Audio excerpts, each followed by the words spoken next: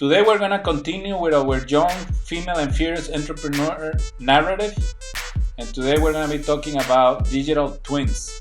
Stay tuned.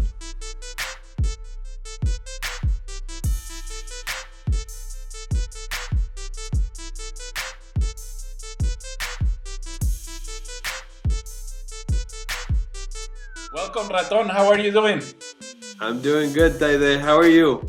I'm pretty happy, excited to continue with our conversation. And today's topic sounds very interesting. So I'm very curious to see what you're gonna talk to us about today. So today is going to be a little bit more experimental than the first four that we've done because in the first three, I was sort of speaking from a position of authority. In this one, I have zero authority. Like I'm going to be asking you questions, and together we're going to try to arrive at some sort of understanding of new technology, what they call frontier technology.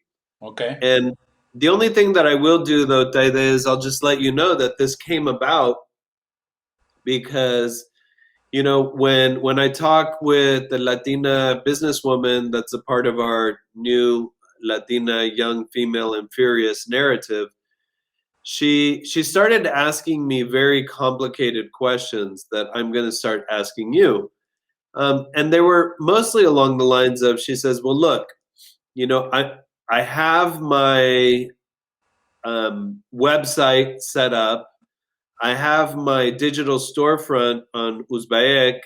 I have my social media accounts, but there are a lot of people that are coming into my life that are asking me about how I'm using what they call mixed reality, how I'm using Internet of Things, how I'm using artificial intelligence, blockchain, like these types of things.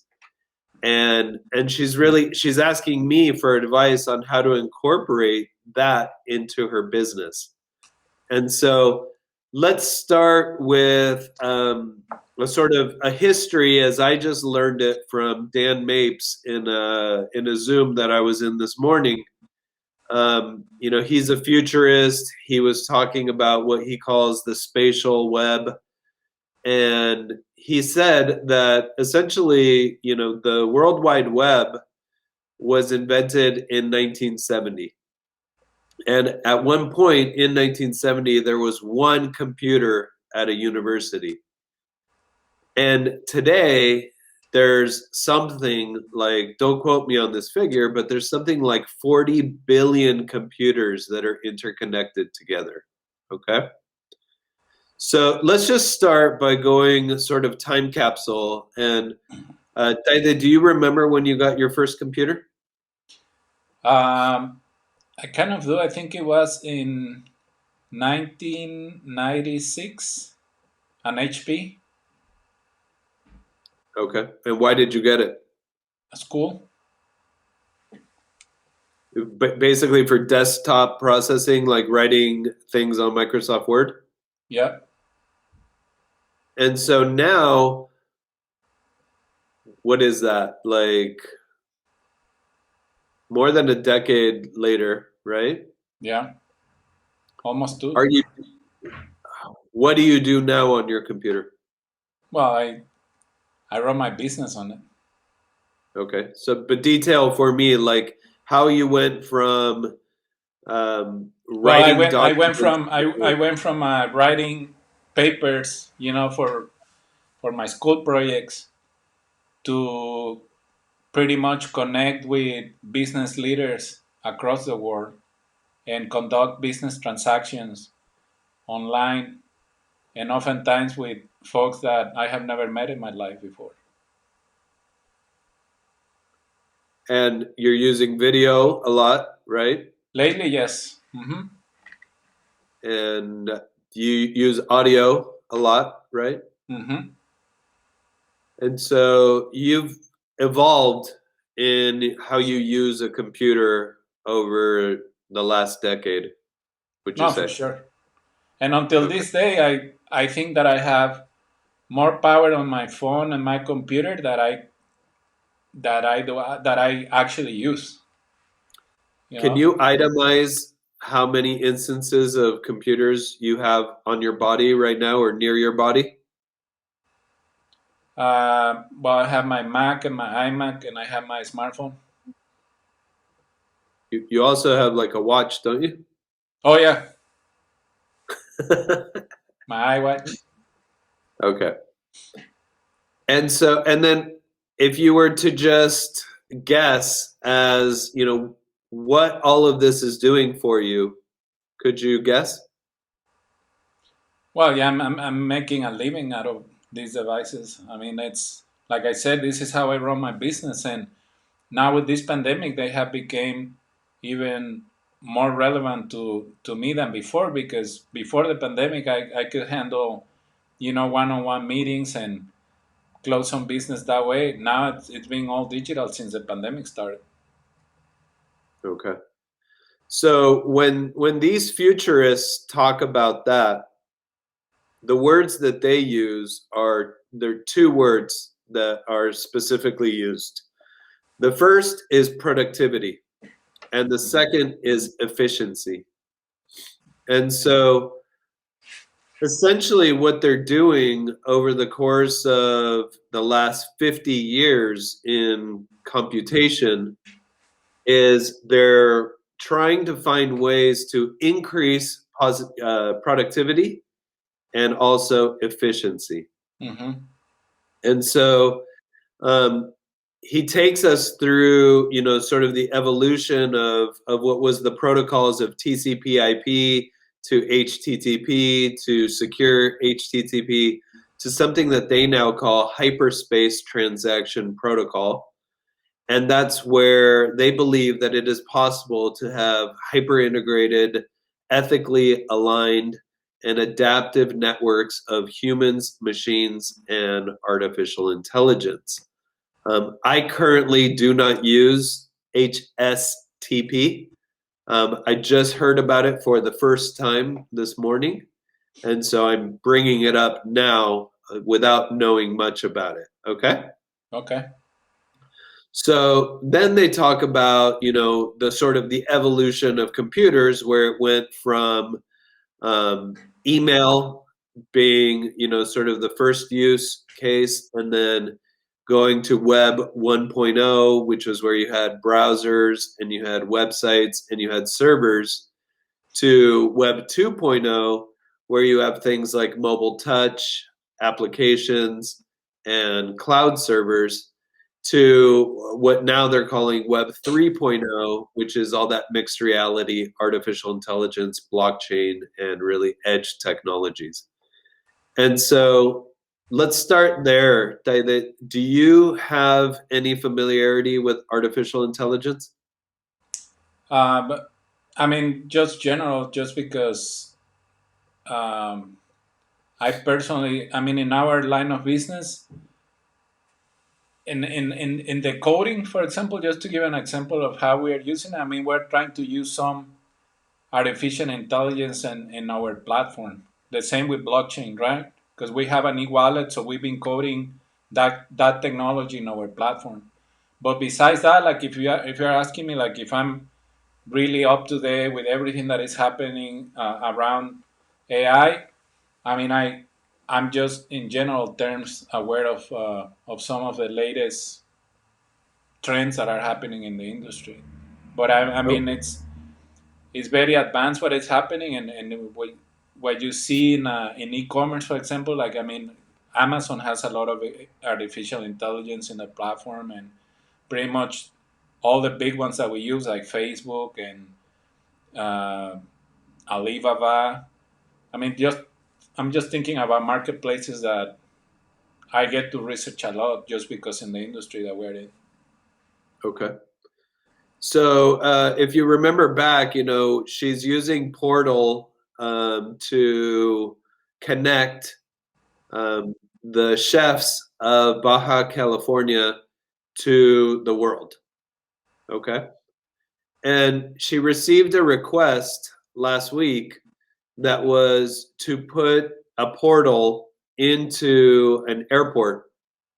And in that airport, obviously that's essentially what we would consider the most high traffic environments that we have as humans. And we just know this by like, where do you park when you go to the airport? How long of a line do you have to make? Like, is there any place outside of maybe an entertainment arena where you see as much traffic as you do in an airport? Would you agree with me? Yeah. Okay. So, well, this particular portal has a camera at the top of it, and that camera does real time data analytics. And so it can tell you as you're using it. So let's give the case study. So we have a chef from Baja that is doing a live cooking demonstration in a portal in an airport in a place that is not in Baja California. Okay. Mm-hmm. And the camera is surveying who is watching this cooking demonstration. And in real time, it's saying, well, look, there's 50 people that are looking at the camera, and 25 of those are female, 25 of those are male. Um, and then percentages of them have blonde hair, black hair, brown eyes, blue eyes, like those types of things. Um, when it starts to get into individuals, there are laws around like doing facial recognition. For example, if you were at the airport watching this cooking demonstration, it could not tell to our Latino entrepreneur that Tayde Aburto is there. Um, there's some legality around that. Yeah. But let's just start talking about these types of things like age, demographics, what people incorrectly assign as race, like sentiment, like those types of things. Do you see how that could be useful to a businesswoman with a restaurant in Mexico? Oh, definitely, because you can start like segmentation in real time, Okay. and So then let's it. talk about Yeah. segmentation. Like, do you do segmentation right now? Yeah, we do. Okay. What do you do? Well, we try to segment potential users of our platform based on some specific metrics or I guess uh, how do you call them, like factors? I mean, or traits? Is that the word?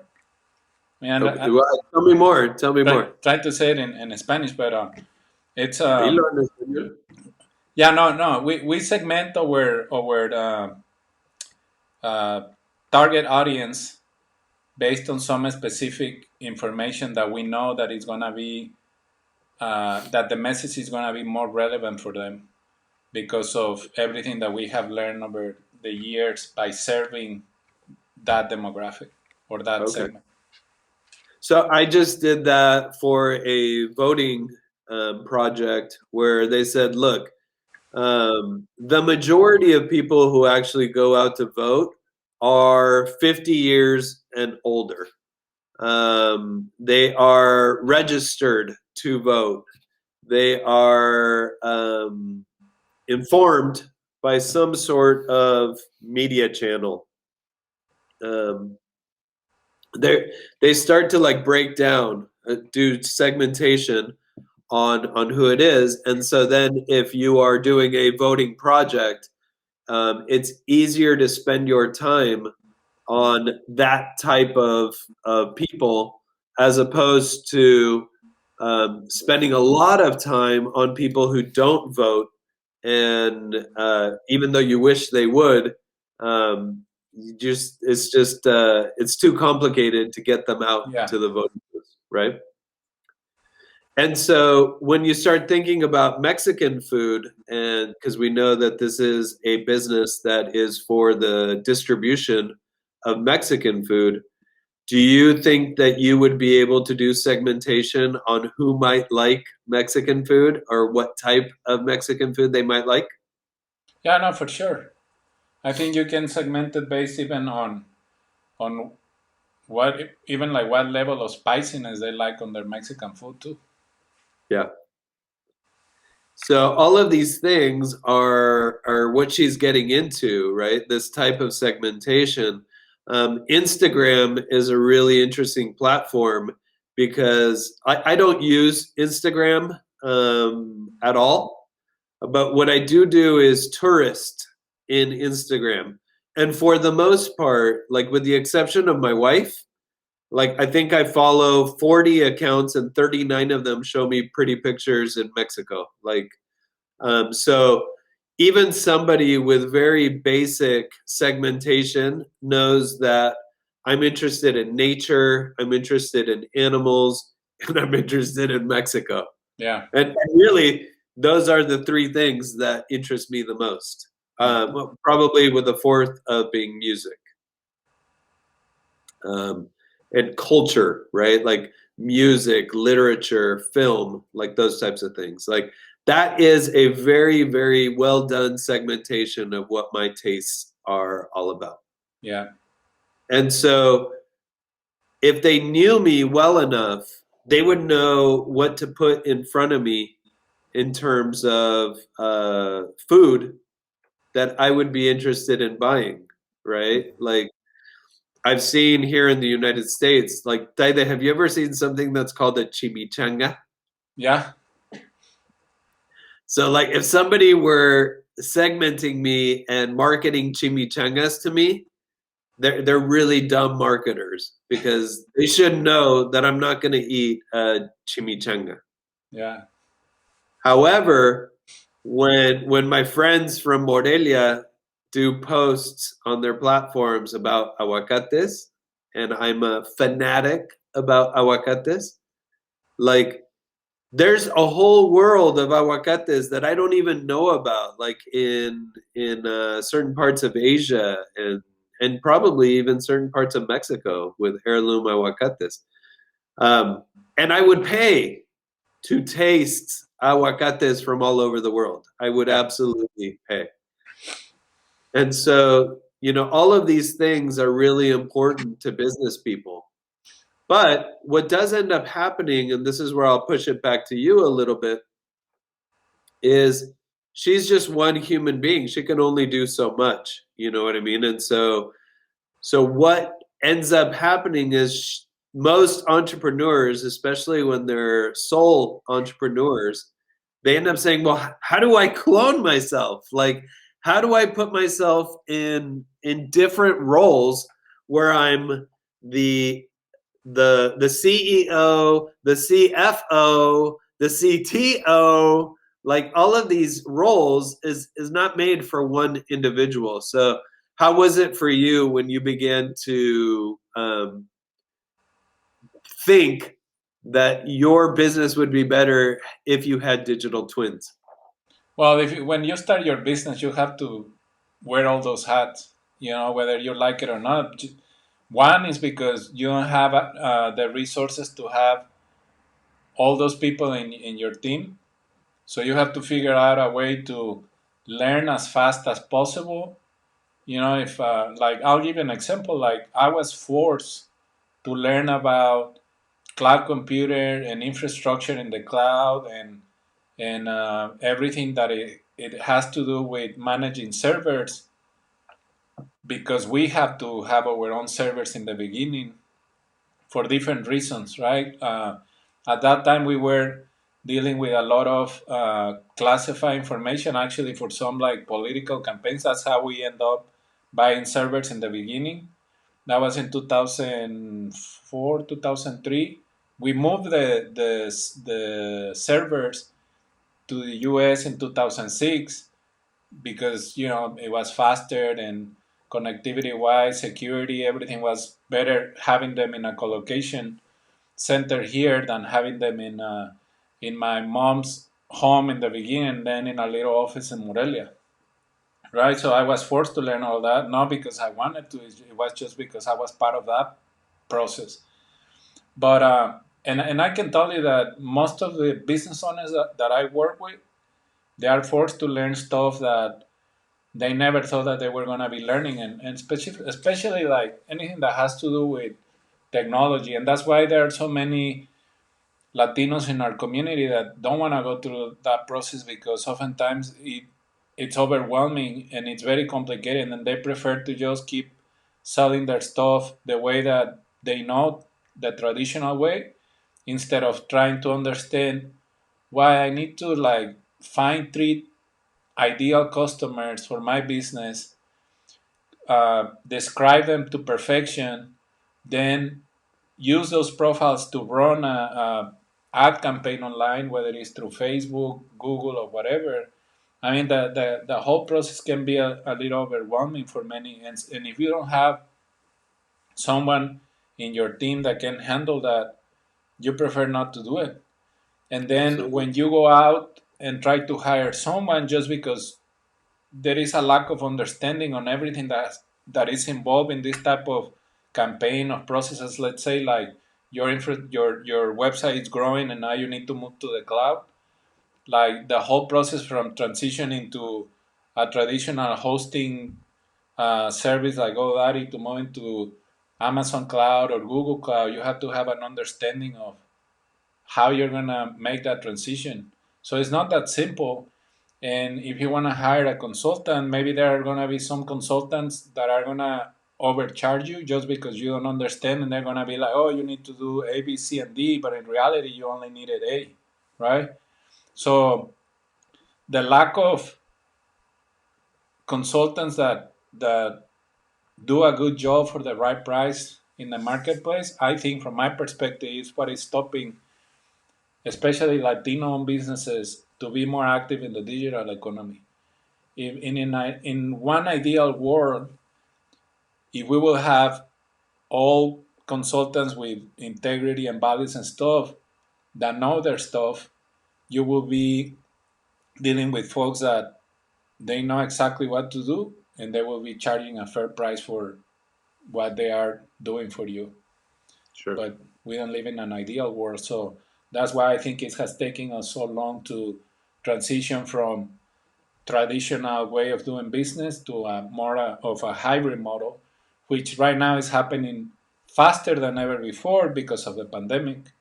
It was either you have two options, when the pandemic hit us, it was close my business or try to figure out that whole thing that people call e-commerce and try to sell my products and services online. And that's why we're seeing more small businesses right now that didn't want to go through the painful process of understanding the unknown, the from understanding e-commerce and social media and running ads online and taking orders online and all that, because they were forced. And if you ask me, I think it has been a blessing from the sky, the pandemic, just on that part of the equation, not on the other stuff, because that has been very sad. But it is forcing us to take a step that we should have taken, like from my perspective, like 10 years ago, just like how China did it. And now China is dominating e-commerce, and China is about to become the first country in the world where e-commerce is going to be bigger than traditional retail. So just think about that, because it's a huge market in the trillions of dollars, and now they're about to transition to the majority of the transactions happening online. And a lot has to do with what you are saying: artificial intelligence, more companies understanding what the customers want, live commerce through social media platforms. I mean, the way that they are doing business online digitally in China, it's pretty impressive. And that's why one of my main goals and the vision that I have is that the US becomes the number one digital economy in the world. And I think that we can accomplish that because we have everything to make it happen. But I feel like we have been living in a world where everything is so easy and comfortable for us that we didn't need to try all this stuff. But now that we are forced, you're gonna see it's a survive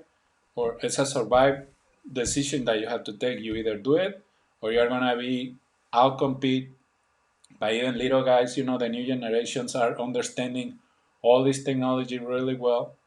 So you're gonna have to transition to that hybrid model. I'm not saying that you need to get rid of the old way of doing business, but you have to have a hybrid model if you want to stay competitive in the marketplace, which is no longer a regional or a local economy. It has, I mean, in the last year, this economy has become more global than ever. And we have to start looking at it like that and start transitioning to this new technology, HSTPP, um, because that's where we're going. We're still far away from becoming like massively adopted like by small business and consumers, but the trend is going in that direction, and we need to be aware of it and start learning about it.